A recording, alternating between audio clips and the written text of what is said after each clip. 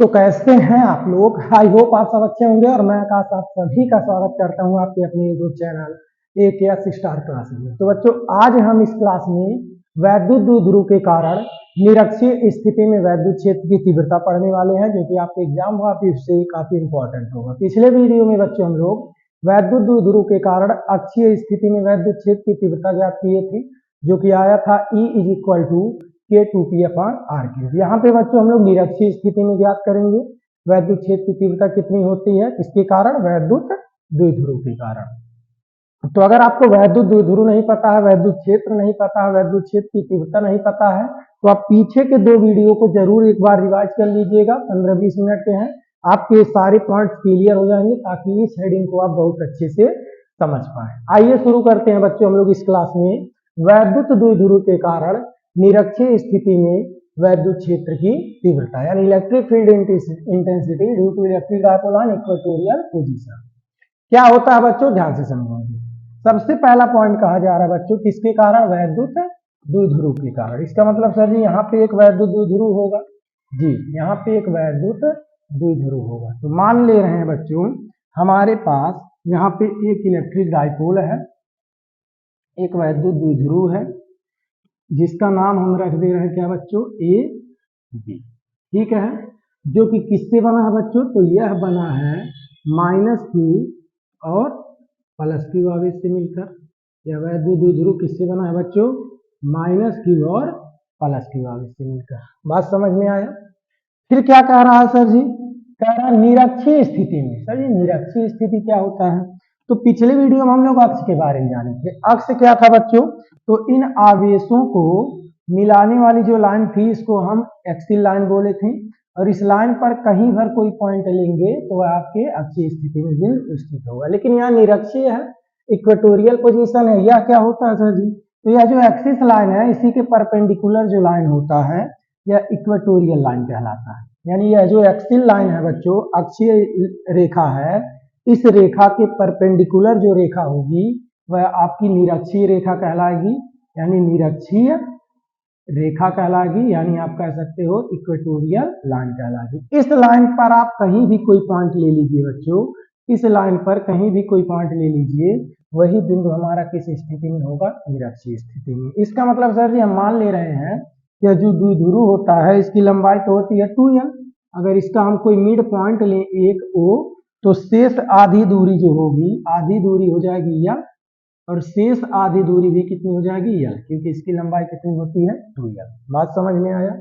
अक्षीय स्थिति में मान ले रहे हैं बच्चों इसके मध्य बिंदु से r दूरी पर, इसके मध्य बिंदु से कितनी दूरी पर बच्चों? r दूरी पर हमारे पास एक पॉइंट है P, एक बिंदु है क्या बच्चों? P, और इसी पॉइंट पर हमें निकालना है क्या? वैद्युत क्षेत्र की तीव्रता। कहां पर यह बिंदु है बच्चों? निरक्षीय स्थिति में। इतना बात समझ में आया? अब अगर ध्यान से आप देखेंगे इस द्विध्रुव में दो आवेश हैं, एक -Q और एक क्या? +Q। यह भी यहाँ पे वैद्युत क्षेत्र बनाएगा और यह भी यहाँ पे क्या करेगा? वैद्युत क्षेत्र बनाएगा। अगर इन वैद्युत क्षेत्र के डायरेक्शन को हम देखना चाहें, क्योंकि वैद्युत क्षेत्र एक सदिश राशि है, तो आपने देखा था अक्षीय स्थिति में दोनों अपोजिट होने की वजह से घट गए थे, यानी सब्ट्रैक्ट हो गए थे। लेकिन यहाँ क्या होगा? ध्यान से समझिए बच्चों। जो प्लस आवेश है हम बताए हैं इसके कारण इलेक्ट्रिक फील्ड बाहर की तरफ होती है, यानी कुछ ऐसी, यानी इस पॉजिटिव चार्ज के कारण इलेक्ट्रिक फील्ड की डायरेक्शन इधर होगी, और नेगेटिव चार्ज के कारण बताएं बच्चों चार्ज की ओर होती है, यानी कुछ ऐसे। यानी इसके कारण जो इलेक्ट्रिक फील्ड का डायरेक्शन होगा यह कुछ ऐसे। इतना बात समझ पाए बच्चों? अब थोड़ा सा नोटिस करेंगे। अब यहाँ पे यह इस डायरेक्शन में है और यह इस डायरेक्शन में है, ना ही तो यह डायरेक्शन हमें अक्षीय स्थिति में दिख रहा है, ना ही निरक्षीय स्थिति में दिख रहा है। तो ऐसे केस में क्या करते हैं, ध्यान से सुनिएगा। +Q के कारण इलेक्ट्रिक फील्ड इस डायरेक्शन में है जो कि हमारा है EB, और -Q के कारण जो कि है इस डायरेक्शन में जो कि हमारा EA। समझ पाए इतना? यानी A पे चार्ज के कारण इलेक्ट्रिक फील्ड इधर और B पे चार्ज के कारण इलेक्ट्रिक फील्ड उस डायरेक्शन में। दोनों बच्चों देख रहे हैं अलग अलग डायरेक्शन में। ऐसे केस में बच्चों अगर हम इस फिगर को यहाँ एक बार और समझाने की कोशिश करें, तो इस फिगर को आप ध्यान से समझिएगा।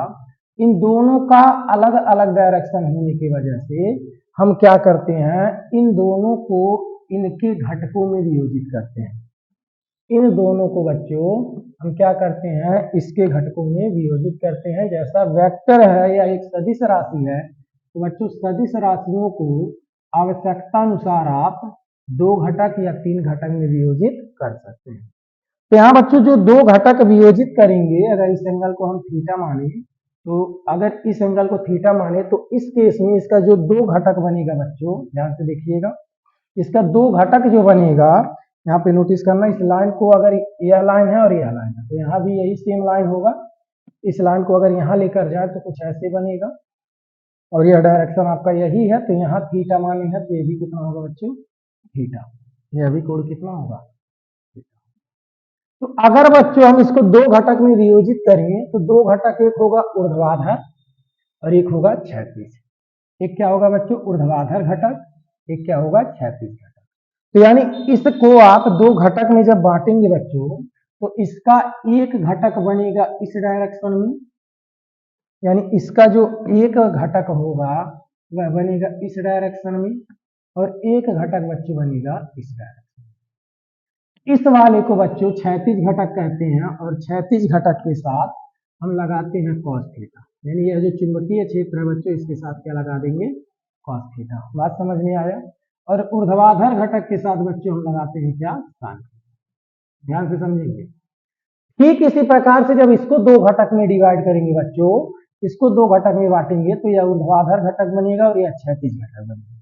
तो यानी इसका ई cos थीटा इसी डायरेक्शन में आएगा, क्षैतिज वाला, और यह जो ऊर्ध्वाधर घटक है यह कहाँ आ रहा है बच्चों, नीचे की तरफ, यानी इस डायरेक्शन में, जो कि आपका क्या होगा बच्चों, ई ए साइन थीटा। बात समझ में आई इतना, ध्यान से समझेंगे।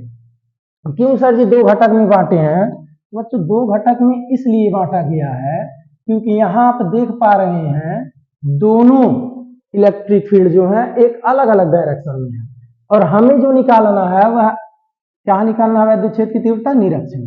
तो ऐसे केस में जब दो सदिश राशियां, क्योंकि विद्युत क्षेत्र एक सदिश राशि है, जब 2 सदिश राशियां एक दूसरे से कुछ एंगल पर होते हैं तो उनको सॉल्व करने के लिए एग्जैक्ट आपसे अगर हम पूछे बच्चों यहाँ कितना कोण बनेगा, तो इस कोण के विषय में अगर आप पता भी कर लेते हैं, इस एंगल के विषय में बच्चों अगर आप पता भी कर लेते हैं, तो एग्जैक्ट कितना एंगल है यह पता नहीं कर पाएंगे। इस वजह से आप, अगर कुछ बच्चे यह सोच रहे होंगे सर जी हम इस फॉर्म का यूज करके लगा लें, a² + b² + 2ab cos theta, तो इस फॉर्म का यूज करके आप नहीं लगा पाओगे, क्योंकि यहाँ पे एग्जैक्ट एंगल आपको पता नहीं है।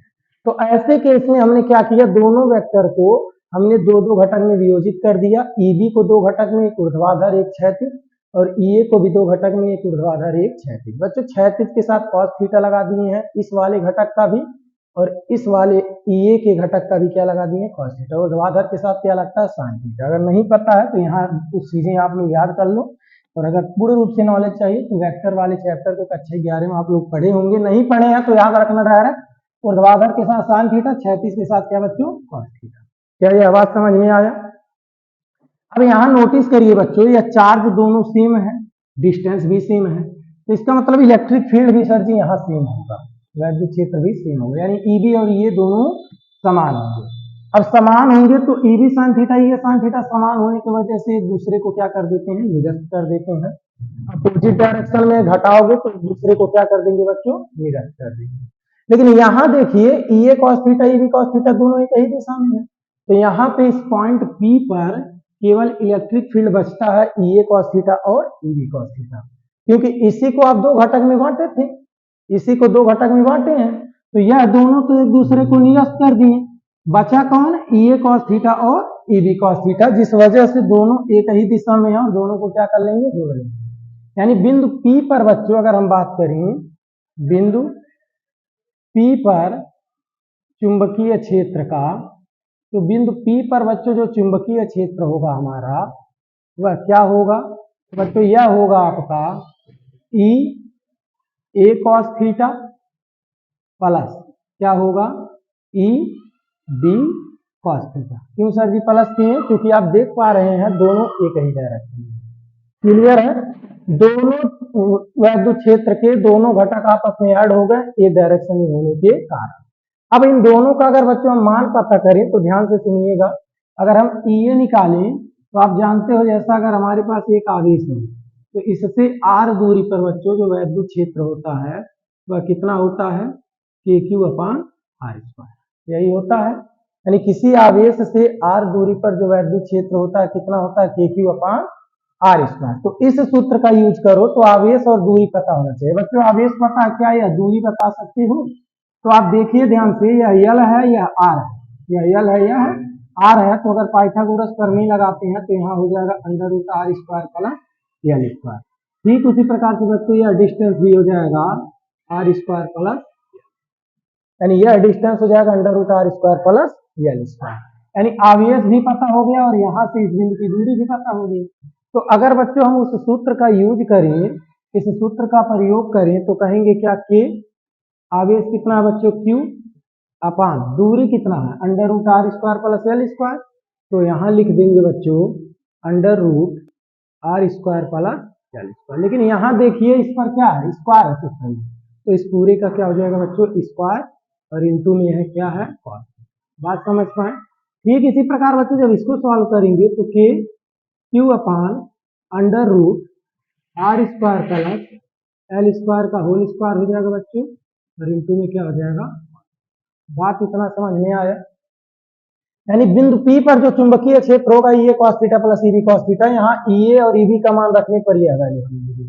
अब अगर थोड़ा सा नोटिस करें बच्चों तो यहाँ पे आप देख सकते हैं KQ अपान यह पूरा वैल्यू कॉमन है, यानी KQ अपान √r² + L² का जो होल स्क्वायर है बच्चों यह पूरा कॉमन था, और यहाँ पे केवल बचेगा क्या? cos थीटा, और यहाँ पे भी कितना बचेगा बच्चों? cos theta. यानी आप लिख सकते हैं 2 cos थीटा। यानी इस वैल्यू को अब आप लिख सकते हैं EP = KQ अपान, ध्यान से समझेंगे, यहाँ स्क्वायर है तो रूट हट जाएगा, तो बचेगा क्या बच्चों? r² + L², और यहाँ कितना हो जाएगा बच्चों? 2 cos थीटा। कितना हो जाएगा? 2 cos थीटा। बात समझ में आया इतना? यहाँ कितना हो जाएगा बच्चों? 2 cos थीटा।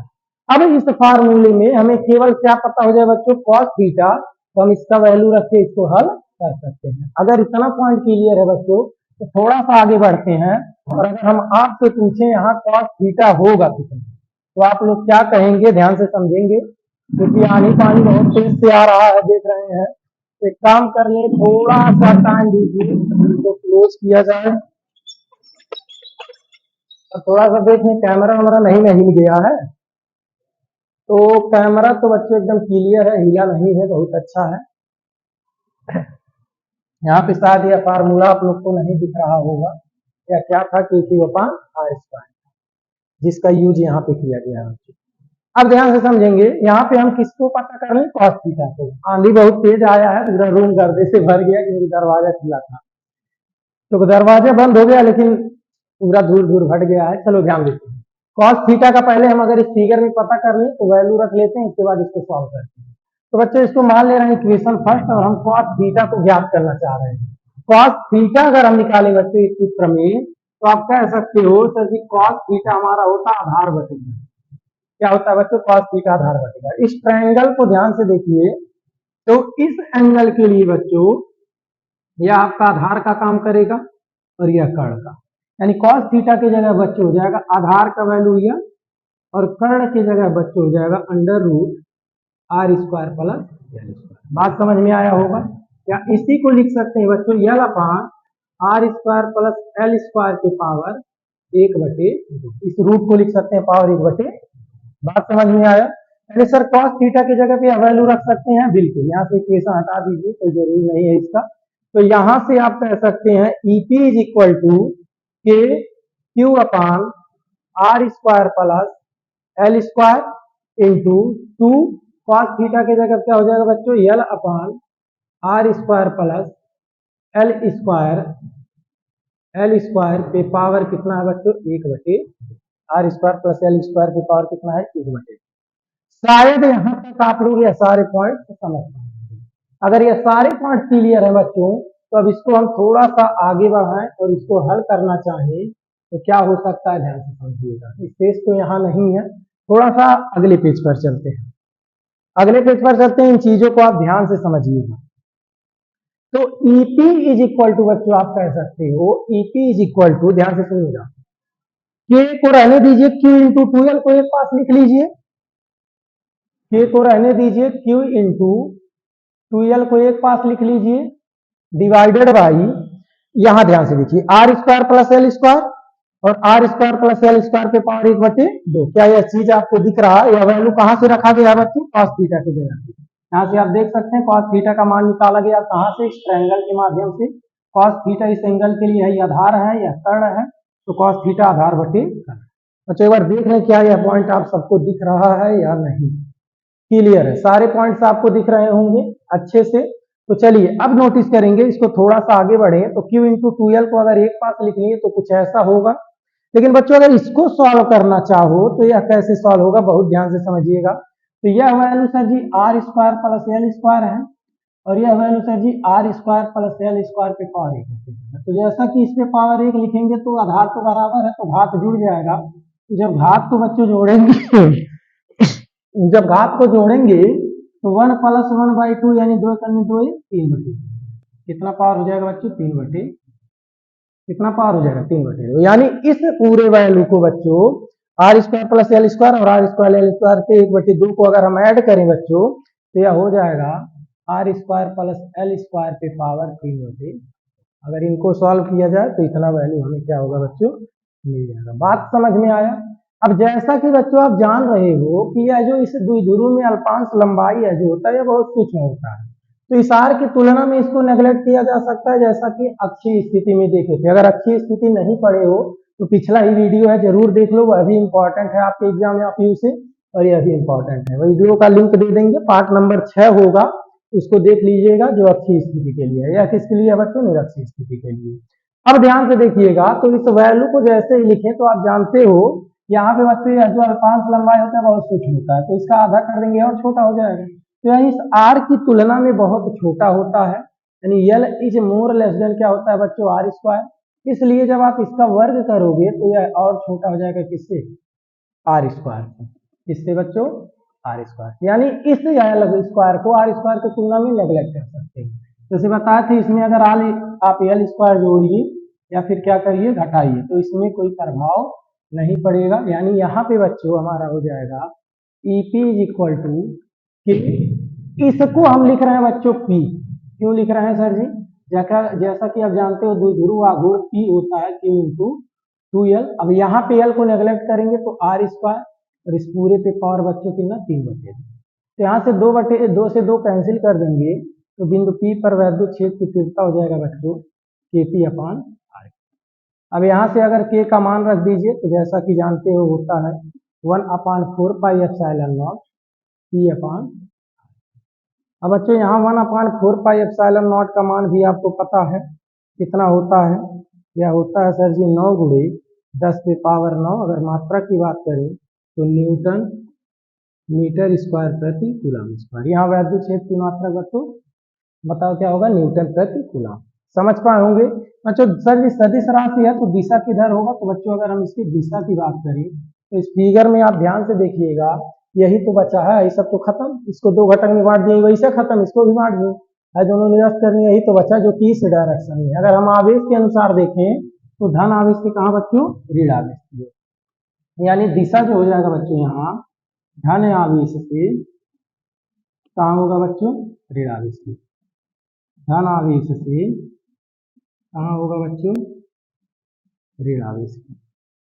निरक्षीय स्थिति में वैद्युत क्षेत्र की तीव्रता का सूत्र धन आवेश से कहाँ होता है बच्चों? ऋण आवेश की ओर। अगर याद हो अक्षीय स्थिति में अगर वहां नहीं दिशा लिखे होंगे, किसके लिए बच्चों? अक्षीय स्थिति के लिए। तो अक्षीय स्थिति के लिए यह दिशा बच्चों होता है ऋण आवेश से धन आवेश की ओर। ऋण आवेश से कहाँ बच्चों होता है? धन आवेश की। बात समझ में आया? दिख रहा है कि नहीं यह पॉइंट? अगर अक्षीय स्थिति में बात करें तो यह डायरेक्शन बच्चों वैद्युत क्षेत्र का ऋण आवेश से कहाँ होता है? धन आवेश की ओर। और निरक्षीय स्थिति में कहाँ होता है बच्चों? धन आवेश से ऋण आवेश की ओर। बात समझ में आया? तो यह पॉइंट हमारा रहा बच्चों वैद्युत ध्रुव के कारण निरक्षीय स्थिति में वैद्युत क्षेत्र की तीव्रता। क्लियर है। अब थोड़ा सा बच्चों अगर हम आगे बढ़े इस पॉइंट में, कुछ कॉन्सेप्ट की ध्यान से देखें, अक्षीय और निरक्षीय स्थिति को थोड़ा ध्यान से देखें, कुछ चीजें हमें देखने को मिलेंगी। क्या मिलेंगी, चलिए समझते हैं। अब अगर बच्चों हम देखें सर जी अक्षीय और निरक्षीय स्थिति दोनों पॉइंट्स को, तो हमें कुछ चीजें देखने को मिलेंगी। क्या, ध्यान दीजिएगा। हमने सर जी देखा अक्षीय स्थिति में वैद्युत क्षेत्र की जो तीव्रता आया, अक्षीय स्थिति में जो वैद्युत क्षेत्र की तीव्रता आया वह आया सर जी EP = K2P अपान क्या RP। और निरक्षीय स्थिति में जो आया सर जी, निरक्षीय स्थिति में जो वैद्युत क्षेत्र की तीव्रता आया वह हमारा कितना आया सर जी, EP = K × P अपान R। इन दोनों का अगर कंपेयर कीजिए तो आप कह सकते हैं सर जी E अक्षीय जो होता है वह E निरक्षीय का 2 गुना होता है। E निरक्षीय का कितना होता है बच्चों, देखो P है यहाँ कितना है 2P, यानी 2 गुना। या फिर आप ऐसे भी कह सकते हो निरक्षीय स्थिति में उत्पन्न वैद्युत क्षेत्र की तीव्रता अक्षीय स्थिति में उत्पन्न वैद्युत क्षेत्र की तीव्रता का आधा होता है। किसके कारण, वैद्युत द्विध्रुव के कारण। तो यहाँ से न्यूमेरिकल आप बहुत शॉर्ट में लगा सकते हो। अगर किसी वैद्युत द्विध्रुव के कारण अक्षीय निरक्षीय स्थिति में वैद्युत क्षेत्र की तीव्रता पूछता है तो आप अक्षीय निकाल लीजिए और कह दीजिए सर जी निरक्षीय में उसका क्या हो जाएगा, आधा हो जाएगा। दोनों पॉइंट्स क्लियर है बच्चों, दोनों आपके एग्जाम ऑफिस से काफी इंपॉर्टेंट है अक्षीय और निरक्षीय स्थिति। अगर आप नहीं पढ़े हो तो पिछला वीडियो वैद्युत द्विध्रुव के कारण अक्षीय स्थिति में वैद्युत क्षेत्र की तीव्रता देख लीजिए। इस वीडियो में बच्चों हम लोग वैद्युत द्विध्रुव के कारण निरक्षीय स्थिति में वैद्युत क्षेत्र की तीव्रता देख लिए। एक एक पॉइंट अच्छे से लिखा गया है। अगर नहीं समझे हो तो वीडियो को थोड़ा सा बैक करके आप फिर से ध्यान से देखेंगे तो सारे कॉन्सेप्ट आपके क्लियर हो जाएंगे। अगर सारे पॉइंट्स क्लियर हो जाएंगे बच्चों तो बहुत अच्छी बात है। अगर एग्जाम में आएगा तो 4 नंबर का पक्का है, आपको देखने को मिल जाएगा। अगर दोनों पॉइंट्स क्लियर है बच्चों तो आप वीडियो को जरूर लाइक कीजिएगा और चैनल को सब्सक्राइब करके आगे दोस्तों में भी शेयर कीजिएगा। इस चैप्टर में हमें 1-2 हेडिंग और पढ़ना है, यह चैप्टर समाप्त होने वाला है। प्रयास करेंगे अगले क्लास में इस चैप्टर को हम समाप्त कर देंगे। तो इस वीडियो में बस इतना ही, मिलते हैं हम लोग नेक्स्ट क्लास में। तब तक के लिए धन्यवाद। All the very best.